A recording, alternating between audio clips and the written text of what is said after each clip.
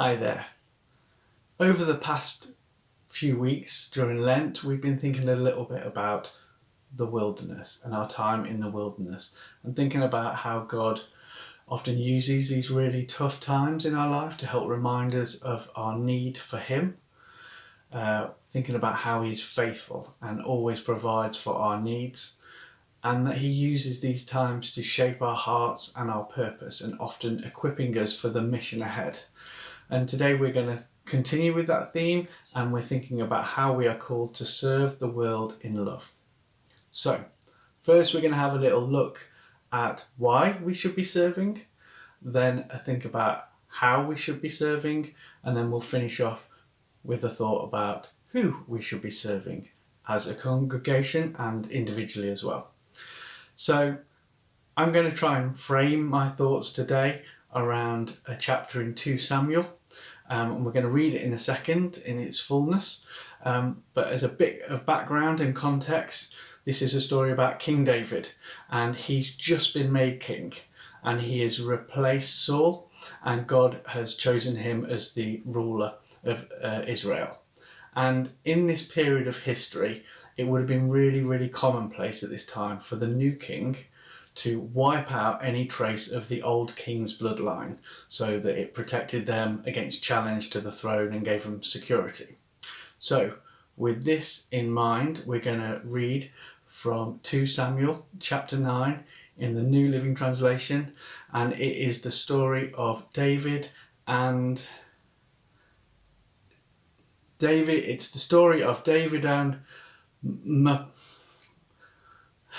Jackie! 2 Samuel chapter 9. One day David asked, "Is anyone in Saul's family still alive? Anyone to whom I can show kindness for Jonathan's sake?" He summoned a man called Ziba, who'd been one of Saul's servants. "Are you Ziba?" the king asked. "Yes, sir, I am," Ziba replied. The king then asked him, "Is anyone still alive from Saul's family? If so, I want to show God's kindness to them."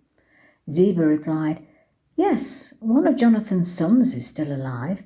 He's crippled in both feet." "Where is he?" the king asked. "In Lodebar," Ziba told him, "at the home of Machir, son of Amiel." So David sent for him and brought him from Machir's home. His name was Mephibosheth. He was Jonathan's son and Saul's grandson. When he came to David, he bowed low to the ground in deep respect. David said, "Greetings, Mephibosheth." Mephibosheth replied, "I am your servant." "Don't be afraid," David said. "I intend to show kindness to you because of my promise to your father, Jonathan. I will give you all the property that belonged to your grandfather Saul, and you will eat here with me at the king's table." Mephibosheth bowed respectfully and exclaimed, "Who is your servant that you should show such kindness to a dead dog like me?" Then the king summoned Saul's servant Ziba and said, "I have given your master's grandson everything that belonged to Saul and his family. You and your sons and servants are to farm the land for him to produce food for your master's household. But Mephibosheth, your master's grandson, will eat here at my table." Ziba had 15 sons and 20 servants.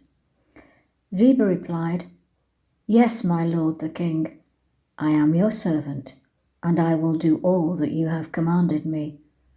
And from that time on, Mephibosheth ate regularly at David's table, like one of the king's own sons. Mephibosheth had a young son named Micah. From then on, all the members of Ziba's household were Mephibosheth's servants. And Mephibosheth, who was crippled in both feet, lived in Jerusalem and ate regularly at the king's table. I don't know if you have ever met royalty before, but I have. Jeff is going to pop up a picture now of me meeting the Princess Royal. You may not be able to tell from the picture, but she was definitely charmed and she was very, very interested in me talking about buses.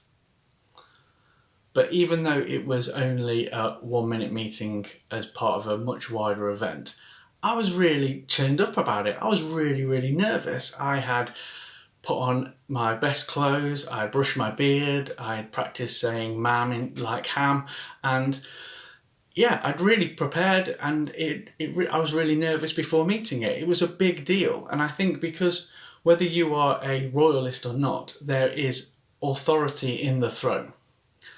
And so imagine, if you will, how much more nervous our friend Mephibosheth would have been being brought to the king. Not just being brought to meet the king, but being brought to the king and expecting to lose his life. Imagine then the complete and utter relief when not only did he find out that he wasn't going to be killed, but actually that he was being lifted up and that he was being welcomed to live as one of the king's sons. It would have absolutely blown his mind. David did something unexpected. That's why he had to calm him down. He said, "Don't be afraid, I will show you kindness." What David did turned the expected on its head. And why do you think that was? Do you think it had something to do with David's relationship with God? God's hand was on David, and David knew that his position was nothing to do with his power and might, and all to do with God. And he knew God, and he knew that God was faithful and loving and merciful and generous because he had seen it in his life. And so David didn't go along with being influenced by what the world expected him to do. He was influenced by God, and he reflected God's love and generosity that he knew so well outwards. And even better, that he recognises it for what it is and for God's glory. That's why he says, at the start of the story, "Is there anyone still alive from Saul's family? If so, I want to show God's kindness to them." God's kindness, not David's, not for him, but for God's glory. I think that's pretty cool. And the amazing thing about this story is we can look at it and see another level to it. It's a story about a generous and loving king, but it's also a story that tells us something about God's character and his attitude to us. Because Mephibosheth's story is our story. If you think that meeting the Princess Royal is scary, imagine, if you will, how much more scary it will be to be face to face with the holiest of holies, our God. Someone who is so unimaginably perfect and sees us completely for who we are, disregards our best wear and the show that we put on for the world, but goes straight through to our heart and knows our motivations and knows our thoughts and our deeds and the reasons behind them. At the thought of coming face to face with God and getting a glimpse of his character and his perfection, we can't help but notice our own shortcomings. In fact, we realise very, very quickly that we don't belong in his presence. We don't belong there, and we can't really even be there. He's so perfect. We are not worthy, and nothing we can do and nothing we can say, nothing that we can bring will make us worthy. And when we meditate and dwell on our Heavenly Father's holiness and perfection, that's when we begin to realise even more how much of a generous and loving King he is. So loving that he would find a way to sort us out, to clean us up, to make us okay to come and be in a relationship with him and meet him. And not just for this life, but for all eternity. It's amazing, it's unbelievable grace that he would send his only son Jesus to live the life that none of us could. Jesus gave himself up. He humbled himself. He became obedient to death, and even death on a cross, for us, unworthy and empty-handed us. God so loved the world that he gave his one and only Son, that whoever believes in him shall not perish but have eternal life. Imagine for a second, if you will, that story again. Imagine how grateful Mephibosheth was when he was restored. Do you think it changed him? Do you think that he became more generous and more loving? I imagine that he did. I imagine that his whole life was transformed by that act of kindness and love. The love and kindness that was shown to him would have overflowed. So, how much more have we received from God? How much more should that love and kindness flow from us, overflow from us? We serve because we have received, and we want to show God's love and kindness to all of those around us. And part of our role is to give and serve willingly. Galatians 5 says this, from verse 13. You, my brothers and sisters, were called to be free. But do not use your freedom to indulge the flesh, rather serve one another humbly in love. For the entire law is fulfilled in keeping this one command: love your neighbour as yourself. We are not only called to serve because we have received, but we are called to serve one another humbly and in love. If we drag out my royal theme a little bit further, when we think about serving, often we can think of the idea of a butler or a groundskeeper serving the Queen. But that's really not what we're talking about here. Jesus turns the concept of serving, like he does with so many other things, on its head. Because it's easy. It's easy to serve someone more important than you. To serve someone in authority or to serve someone who has power over you, it's expected. It might be sometimes difficult to do it in love, but it's not hard to do it in humility, because we know our place. As British people, we're really good at knowing our place and where we stand on the social ladder. And when we look up, it's not that difficult to serve those people, and it's expected. But just because the world is like that doesn't mean that that's the way we should be acting. And in fact, Jesus doesn't show that at all. His example is very, very different. Jesus' example doesn't see us looking up to the people above us. It's actually a downward motion, because Jesus sits above all creation, and he came not to be served, but to serve.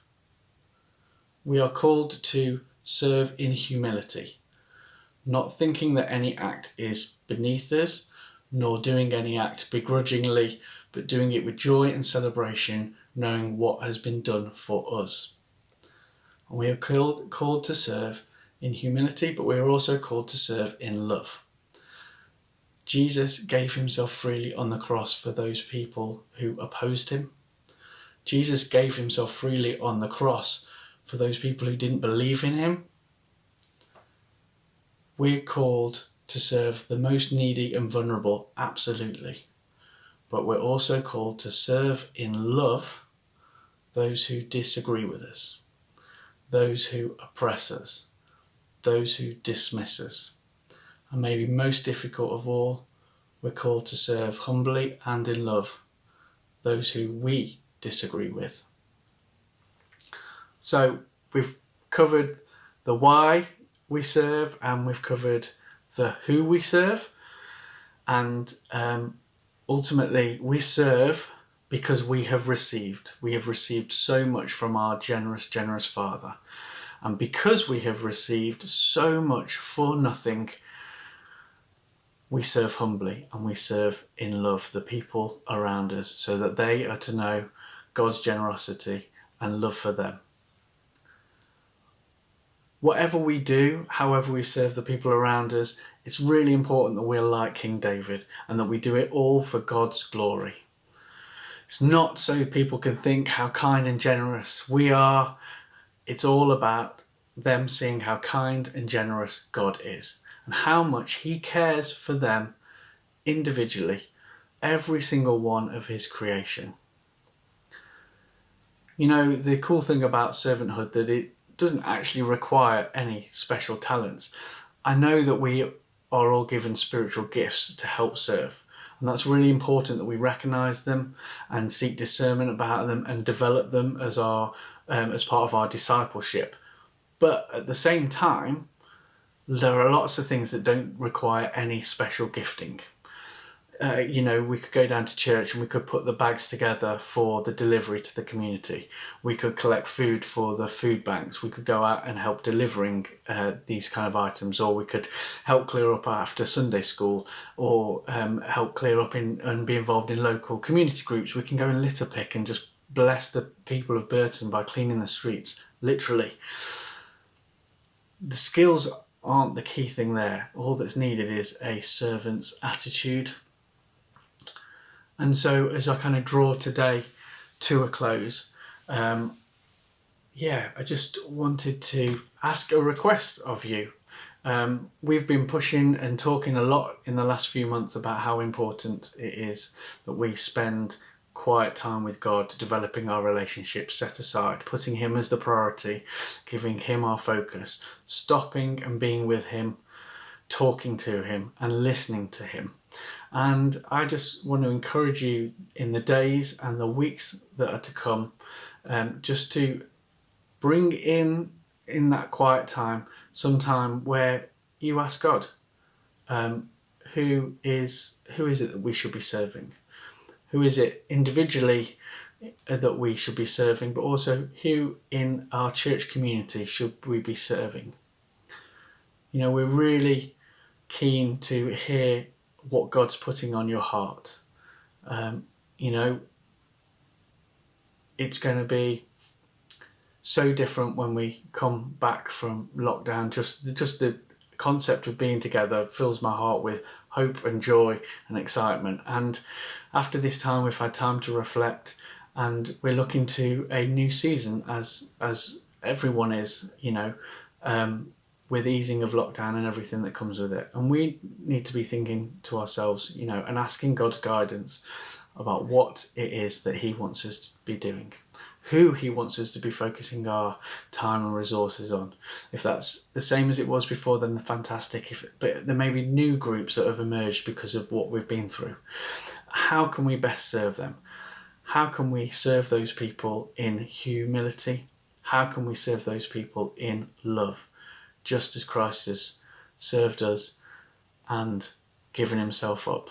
We want to spread that amazing message, and we want to show the difference that it's made in our lives by the good deeds that we do and how we bless and serve the community around us. So have a think on it, pray on it, ask God to open our eyes and let us know.